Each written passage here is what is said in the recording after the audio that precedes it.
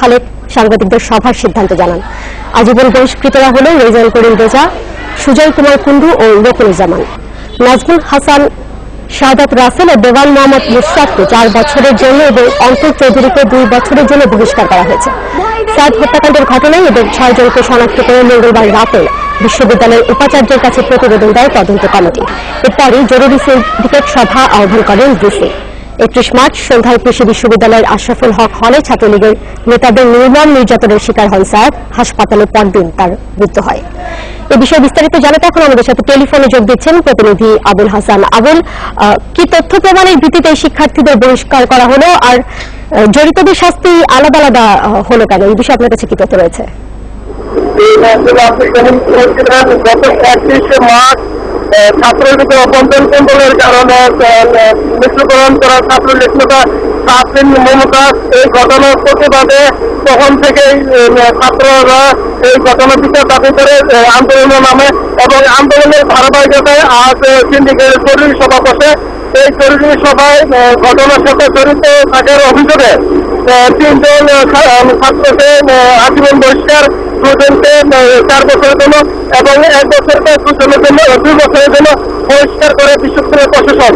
তবে এই ঘটনার প্রতিবাদে শিক্ষার্থীরা তাদের আন্দোলন বন্ধ রেখেছে। শিক্ষার্থীরা দাবি করেছে যে ঘটনার সাথে যারা ছিল সে 14 জনকে সমান শাস্তি দিতে হবে এবং তাদেরকে বিশ্ববিদ্যালয় থেকে বহিষ্কার করতে হবে। এই কারণে তারা এখনো সেই আন্দোলন চালিয়ে যাচ্ছে। তবে আমি ঘটনার সিন্ডিকেট সভার পর করে বিশ্ববিদ্যালয়ের ভিসির সাথে কথা বলেছিলাম। তিনি আমাকে যেটা জানিয়েছেন সিন্ডিকেট সভা ঘটনার বিচার বিশ্লেষণ করে মোট 6 জনকে শাস্তি দেওয়া হয়েছে। তিনি দাবি করেছেন যে শিক্ষার্থীরা আমার কাছে যে দাবি করেছে তাতে শাস্তির মাত্রাটা তাদেরকে বেশি দেওয়া হয়েছে। তারপরেও শিক্ষার্থীরা কেন আন্দোলন করতেছে তা তার সামনে নেবে তিনি মন্তব্য করেছেন। এখন পর্যন্ত সেই আন্দোলনের ধারাবাহিকতায় এখনো শিক্ষার্থীরা বিশ্ববিদ্যালয় চত্বরে আন্দোলন চালিয়ে যাচ্ছে এবং ভিসি তার নির্দেশ কার্যালয়ে অবস্থান করতেছে। ময়মনসিংহের কৃষি বিশ্ববিদ্যালয় থেকে এই মুহূর্তের সার্বিক পরিস্থিতি সম্পর্কে আমাদেরকে জানাচ্ছিলেন সহকর্মী আবুল হাসান। চলে যাচ্ছে পরের খবরে। 4 দিন পর ধর্মঘট প্রত্যাহার করে কাজে যোগ দিয়েছে রংপুর মেডিকেল কলেজ হাসপাতালের শিক্ষানবিশ চিকিৎসকরা। বেলা 12টায় সংবাদ সম্মেলন করে এই ঘোষণা দেয় শিক্ষানবিশ চিকিৎসকদের সংগঠন ইন্টার্ন চিকিৎসক পরিষদ। এর পরপরই বেলা 12:30 থেকে কাজে যোগ দেন চিকিৎসকরা। শিক্ষানবিশ চিকিৎসকদের উপর বহিরাগতদের হামলার প্রতিবাদে গত রোববার থেকে ধর্মঘট শুরু করে তারা। দায়ীদের বিরুদ্ধে ব্যবস্থা নেওয়া হবে হাসপাতাল কর্তৃপক্ষের এমন আশ্বাসের প্রেক্ষিতে ধর্মঘট প্রত্যাহার ঘোষণা দেয় চিকিৎসকরা। তবে 6 দিনের সময় বেঁধে দিয়েছে চিকিৎসকরা। এর মধ্যে দাবি মানা না হলে আবারও ধর্মঘটে যাওয়ার হুমকি দিয়েছে তারা।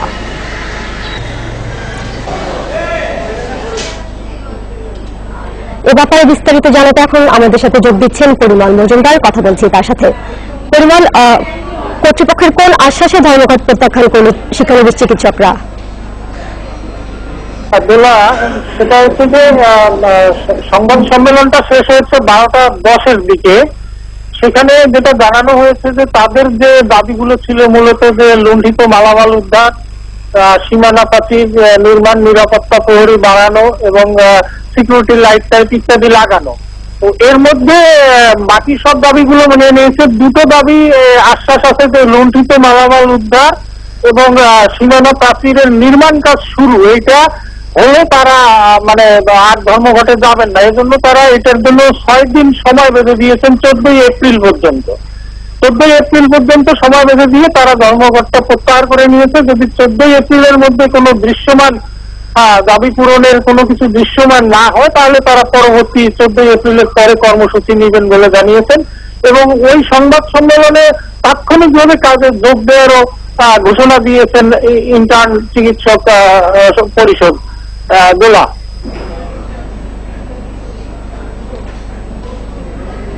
রংপুর মেডিকেল কলেজ হাসপাতালে 4 দিন পর ধর্মঘট প্রত্যাহার করে নিয়েছে শিক্ষানবিশ চিকিৎসকরা এবং এই বিষয়ে বিস্তারিত জানাতে আমাদের সাথে যোগ দিয়েছিলেন সহকর্মী পরিমল মজুমদার।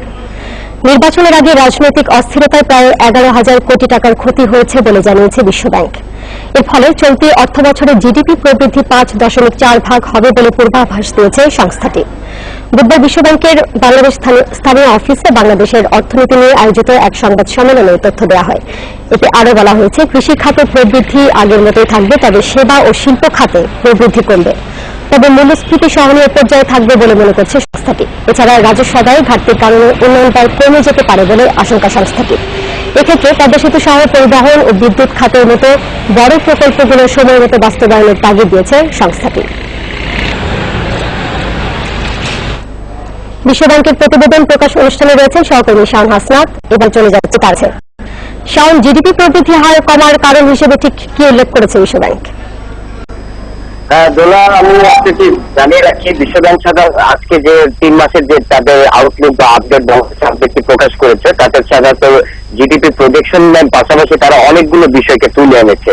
তো তার মধ্যে প্রধান বিষয়টি তারা বলছে যে অক্টোবর থেকে, নির্বাচনের আগে অক্টোবর, নভেম্বর এবং ডিসেম্বর, এই 3 মাসে মোটামুটি 45 দিনের মতো বাংলাদেশে কোনো ইকোনমিক্যাল অ্যাক্টিভিটিস হয়নি, যার কারণে বিশাল পরিমাণ সম্পদের বা আয়ের বা উৎপাদনের মানে একটা ক্ষতি হয়েছে। এবং তারা বলছে এতে প্রায় 11,200 কোটি টাকার মতো। এবং তারা বলছে সবচেয়ে বেশি ক্ষতিগ্রস্ত হয়েছে সার্ভিস সেক্টর, মানে সেবা খাত। এখানে প্রায় 86% ক্ষতি তারা বলছে এখানে হয়েছে। এছাড়া 11% ক্ষতি হয়েছে শিল্প খাতে এবং 3% ক্ষতি হয়েছে কৃষি খাতে। তো এই প্রেক্ষিতে তারা বলছে যে গভর্নমেন্টের বা সরকারের যে এবার প্রজেকশন আছে জিডিপি প্রায় 6.5, সেটা প্রায় 1% কমে যাবে। অর্থাৎ তাদের প্রজেকশন অনুযায়ী, পূর্বাভাস অনুযায়ী এবার জিডিপি প্রবৃদ্ধি হবে 5.4%। আপনি জানেন ইতিমধ্যে IMF বলেছে যে জিডিপি প্রবৃদ্ধি হবে 5.5%। আবার এশীয় উন্নয়ন ব্যাংক ADB-ও বলেছে 5.6% হবে। তো এর মধ্যে ওয়ার্ল্ড ব্যাংক হচ্ছে সবচেয়ে কম প্রজেকশন বা পূর্বাভাস করেছে। আর তারা আরো কারণ হিসেবে যেসব বিষয়গুলো এনেছে যে আমাদের রেমিটেন্স প্রবাহে একটি নিম্নগতি দেখা যাচ্ছে, এর পাশাপাশি এক্সপোর্ট মানে রপ্তানি যে প্রবৃদ্ধি সেটা খুব বেশি নয়, এই বিষয়গুলোকে তারা উল্লেখ করছে। তো এর থেকে উত্তরণের জন্য তারা যে পথগুলো বলে দিয়েছে, যে বিশেষ করে পদ্মা সেতু, ঢাকা চট্টগ্রাম মহাসড়ক, এরকম পরিবহন খাতের অনেক বড় বড় মেগা প্রকল্প, এছাড়া বিদ্যুৎ খাতে কয়লা ভিত্তিক বিদ্যুৎ প্রকল্প বা বড় বড় বিদ্যুৎ প্রকল্প যেগুলো আছে, সেগুলো বাস্তবায়নে খুব একটা মানে গতি দেখা যাচ্ছে না।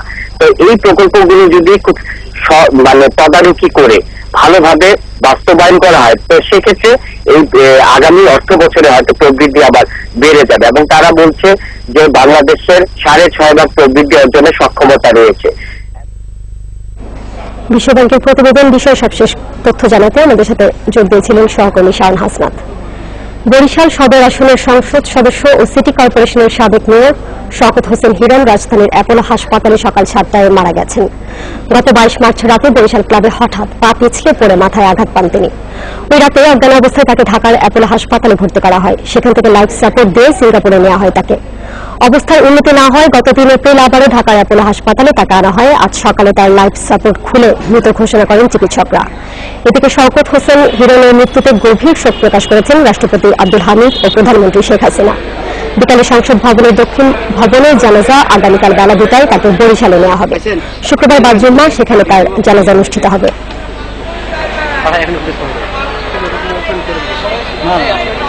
বরিশাল সহ বাংলাদেশের দক্ষিণাঞ্চলের মানুষের আত্মার আত্মীয় প্রাণপ্রিয় নেতার এই মৃত্যুতে শুধু বরিশালবাসী নয়, দক্ষিণাঞ্চলবাসী নয়, এদেশের মুক্তিযুদ্ধের সপক্ষে রাজনৈতিক অঙ্গনও এক বিশাল ক্ষতির মুখোমুখি হল। এ ক্ষতি অপূরণীয়। দেশব্যাপী সন্ত্রাসীদের তালিকা হালনাগাদের কাজ শুরু করেছে পুলিশ। এর মধ্যে পুলিশ সদর দপ্তর থেকে তালিকা করতে একটি চিঠি পাঠানো হয়েছে দেশের সব জেলা ও মহানগরে। পেশাদার অপরাধী ছাড়াও মাদক ব্যবসায়ী ও বিভিন্ন স্তরের অপরাধীরা এবার তালিকাভুক্ত হচ্ছে।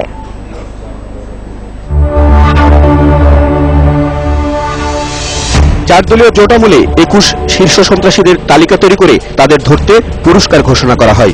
এদের কেউ ক্রসফায়ারে নিহত, কেউ কারাগারে, আবার কেউ বিদেশে পলাতক বা কারাগারে থাকা এসব সন্ত্রাসীদের নামে চাঁদাবাজি বা সন্ত্রাসী কর্মকাণ্ডের অভিযোগও আছে।